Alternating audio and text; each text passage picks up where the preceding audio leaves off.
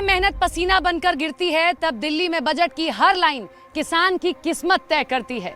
नमस्कार, आप देख रहे हैं न्यूज़ 18 इंडिया। मैं हूं आपके साथ सपना शुक्ला। जी हां, ये खास पेशकश बजट से जुड़ी और किस वर्ग से जुड़ी हम चर्चा करने जा रहे हैं वो आप समझ गए होंगे। जब मैं खेत खलिहान में खड़ी हूं तो निश्चित तौर पर हम बात देश के अन्नदाता की करने जा रहे हैं, जिसको हमेशा एक वोट के तौर पर तो देखा गया, लेकिन उसके लिए हुआ क्या ये उससे खुद जानने की जरूरत है। देश का अन्नदाता जो हम तक अन्न पहुंचाता है, आखिर उसको क्या मिला है अब तक और वो चाहता क्या है। हर वर्ग बजट से उम्मीद लगाए बैठा है। जब वो इस खेत खलिहान में काम कर रहा होता है तो इस बार उसकी भी नजर होगी इस बजट पर कि निर्मला सीतारामन के पिटारे से इस बार देश के अन्नदाता के लिए क्या निकलता है और क्या उम्मीद है। ये जानने के लिए चलिए हमारे साथ। तो देखिए, मैं इस वक्त एक सरसों के खेत पे हूँ और मुझे यहाँ से कुछ किसान दिखाई दे रहे हैं, लेकिन जैसा मैंने आपको कहा कि अगर आपको उनको समझना है तो पूरी तरीके से उनकी तरह बनना पड़ेगा। अब वहाँ तक बैठे हुए हैं, हम चाहते तो किसी गाड़ी का सहारा लेते, लेकिन हम गाड़ी का सहारा नहीं लेंगे। हम ट्रैक्टर से जाएंगे और ट्रैक्टर से जाते हुए ही हम वहाँ तक पहुँचेंगे। दिख पास ही रहे हैं लेकिन पास नहीं है, दूर हैं। वहाँ तक पहुँचेंगे और तब उनकी उम्मीदें जानने का प्रयास करेंगे कि क्या करना चाहिए असल में निर्मला सीतारामन को हमारे किसानों के लिए।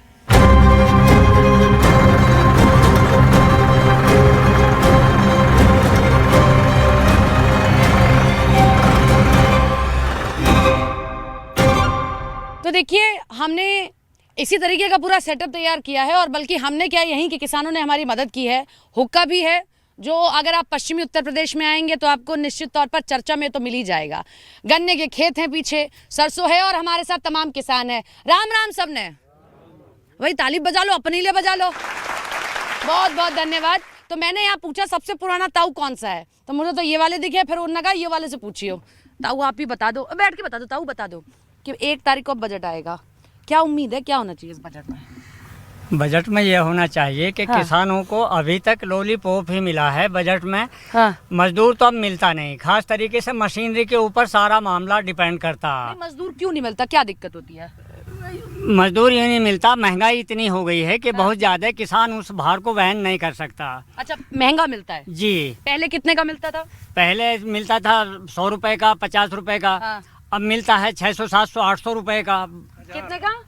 1000 रुपए। तो लेकिन उसकी भी तो डिमांड बढ़ी है ना कि भाई हम भी 100 रुपए में क्यों काम करेंगे। बिल्कुल आपके बात तो हम 1000 रुपए में काम करेंगे। जैसे महंगाई बढ़ी तो उसने भी कहा भाई हम 1000 रुपए में काम करेंगे। महंगाई बढ़ी लेकिन फसल के दाम तो नहीं बढ़े। अच्छा, मतलब आप कह रहे हो कि दाम नहीं बढ़ रहे? दवाइयों के, उर्वरक के, इनके सब के दाम बढ़ रहे हैं, फसल के दाम बढ़ नहीं रहे। अच्छा, खाद और बीज का क्या चक्कर है? क्योंकि हर बार सरकार कहती है कि हम उनको और सस्ते दाम पर आपको दे रहे हैं। नकली दवाई मिल रही है। नकली दवाई मिलती है? हाँ जी।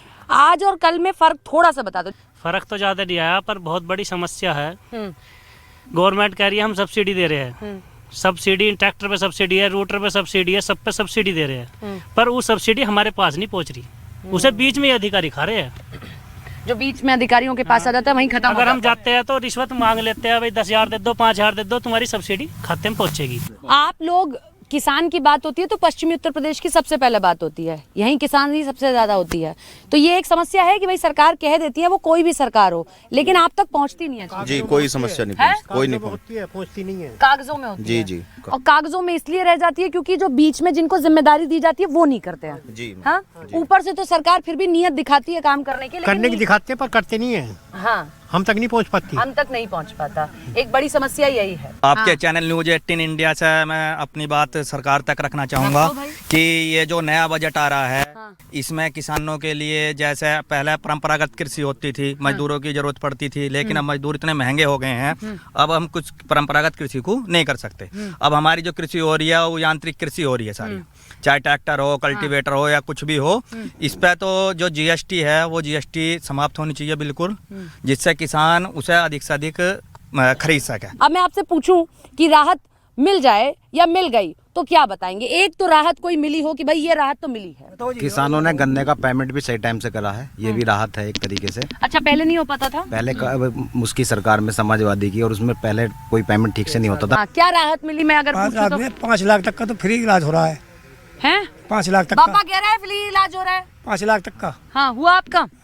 हाँ हुआ मेरा। किस चीज का?